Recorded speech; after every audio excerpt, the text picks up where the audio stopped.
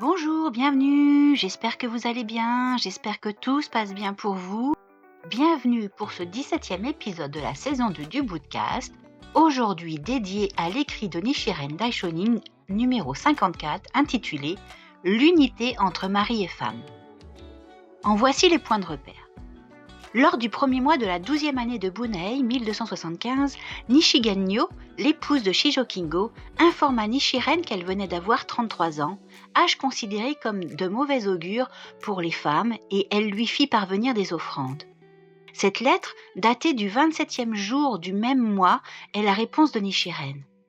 Face aux appréhensions de Nishigen-nyo, il l'assure qu'une femme qui adopte le Sutra du Lotus surpasse tous les autres êtres humains et que, si sa foi est forte, elle sera certainement protégée par les Bouddhas et les divinités bouddhiques. Nichiren fait l'éloge de Shijo Kingo en lui disant qu'il est le plus important de tous les croyants laïcs. En sa qualité d'épouse, Nishigen-nyo est aussi la plus importante des femmes du Japon. La glycine dépend du pain et une femme dépend d'un homme est une formule qui reflète bien la réalité de la société japonaise à l'époque médiévale où la prospérité d'une femme était largement déterminée par son mari. Ici, Nichiren exhorte plus précisément Nishigen-nyo à suivre son mari dans la foi. Cette foi partagée entre mari et femme est l'unité à laquelle il est fait référence dans le titre de la lettre et elle forme la base idéale du mariage. Voici donc le contenu de l'écrit 54 de Nichiren Daishonin intitulé « L'unité entre mari et femme ». En ce qui concerne les enseignements erronés qui arrachent les yeux et égarent l'esprit de tous les êtres vivants du Japon, en définitive, il n'en est pas de plus mensonger que celui qui est défendu par les maîtres de l'école Shingon. Mais laissons cela de côté pour l'instant. Bien que les 10 comparaisons semblent illustrer le mérite relatif du Sutra du Lotus par rapport à tous les autres sutras, ce n'est pas vraiment dans cette intention que le Bouddha les a présentés. Son but était de comparer les pratiquants de tous les autres sutras avec le pratiquant du Sutra du Lotus et de montrer que le pratiquant du Sutra du Lotus était comme le soleil et la lune, alors que les pratiquants des autres sutras étaient comme des étoiles ou des lanternes. Comment savons-nous cela ? La 8e comparaison est suivie d'un passage d'une importance primordiale. Il y est dit « Une personne capable d'accepter et de garder ce sutra est la plus respectable de tous les êtres vivants. » Ce passage en 22 caractères est le cœur du sutra tout entier, l'œil de tous les êtres vivants. Il signifie que si le pratiquant du Sutra du Lotus est comme le soleil et la lune, le grand roi Brahma ou le Bouddha, alors les pratiquants du Mahavairochana sont comme les étoiles, les ruisseaux et les rivières ou comme les hommes du commun. C'est sûrement pour cela que le Bouddha considère toute personne en ce monde qui adopte le Sutra du Lotus, laïque homme ou femme, moine ou nonne, comme le Seigneur de tous les êtres vivants, et il ne fait aucun doute que Brahma et Chakra tiennent cette personne en grande estime. Quand je pense à cela, j'éprouve une joie inexprimable.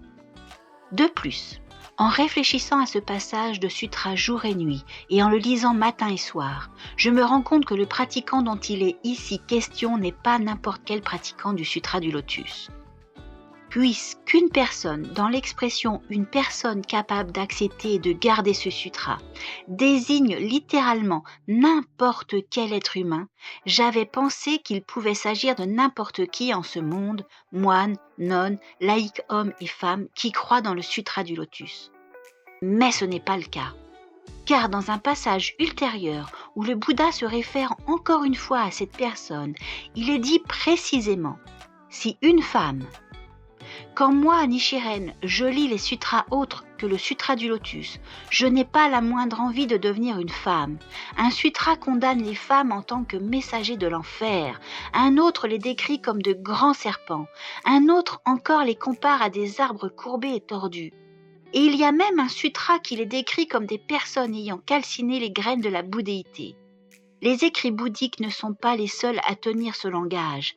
Les écrits non bouddhiques aussi expriment du dédain pour les femmes. Ainsi, Rong Kiki fit l'éloge des 3 plaisirs, l'un d'eux étant celui de ne pas naître dans le monde en tant que femme. Il est de notoriété commune que 3 femmes furent à l'origine de désastres. C'est seulement dans le Sutra du Lotus que nous lisons qu'une femme qui croit en ce sutra non seulement surpasse toutes les autres femmes, mais dépasse aussi tous les hommes. Même si elle est confrontée aux calomnies de tous, il n'y a pas de plus grand bonheur pour une femme que d'être aimée par l'homme le plus cher à son cœur. Laissez les autres vous détester à leur guise. De quoi avez-vous à vous plaindre si vous êtes aimé par le Bouddha Shakyamuni, le Bouddha Main Trésor et les Bouddhas des 10 directions, ainsi que par Brahma, Chakra et les dieux du soleil et de la lune? Tant que vous méritez l'éloge du Sutra du Lotus, quelle raison avez-vous d'être mécontente?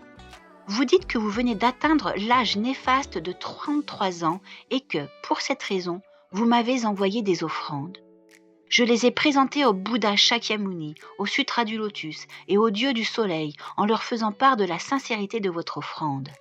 Le corps d'un être humain comporte une épaule gauche et une épaule droite sur lesquelles reposent 2 divinités, l'une appelée même nom et l'autre même naissance. Ce sont les 2 divinités auxquelles Brahma, Chakra et les dieux du soleil et de la lune ont assigné le rôle de protéger chaque personne. Depuis le moment où nous entrons dans la matrice de notre mère jusqu'à la fin de notre vie, elle nous accompagne comme notre ombre ou nos yeux.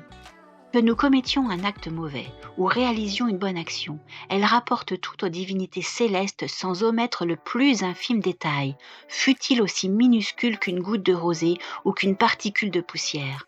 Cela est relaté dans le Sutra de la guirlande de fleurs et cité par le grand maître Tiantai dans le 8e volume de la grande concentration et pénétration. Tiantai déclare cependant qu'une femme à la fois faible, même si elle adopte le Sutra du Lotus, sera abandonnée. Ainsi, si un général en chef est timoré, ses soldats deviendront lâches. Si l'arc n'est pas solide, la corde sera mal tendue. Si le vent est doux, les vagues ne s'élèveront pas. Tout cela est en accord avec les principes de la nature. Or, votre mari, Saemon, est un croyant du Sutra du Lotus qui n'a pas son égal parmi les croyants laïcs au Japon. Étant marié à un tel homme, vous êtes aussi la femme la plus importante de tout le Japon. Puisque vous consacrez votre vie au Sutra du Lotus, le Bouddha vous considère certainement comme l'égal de la fille du roi dragon. Le caractère utilisé pour transcrire le mot femme implique l'idée de dépendre. La glycine dépend du pain et une femme dépend d'un homme. Faites de Saemon votre maître qui vous guide quant à la foi dans le Sutra du Lotus. L'infortune de votre 33e année se changera en bonheur. Voilà ce que signifie le passage, les 7 désastres disparaîtront instantanément et les 7 bienfaits apparaîtront aussitôt. Vous rajeunirez et accumulerez des bienfaits. Avec tout mon respect, Nichiren.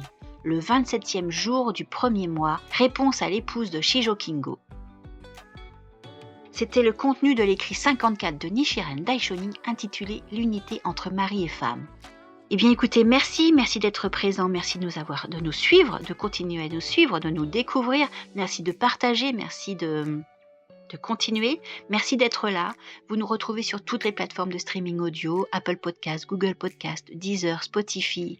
Vous nous trouvez aussi sur YouTube, nous avons une chaîne, donc abonnez-vous, likez, partagez, commentez, activez la cloche, ne loupez aucune notification, ce serait vraiment dommage.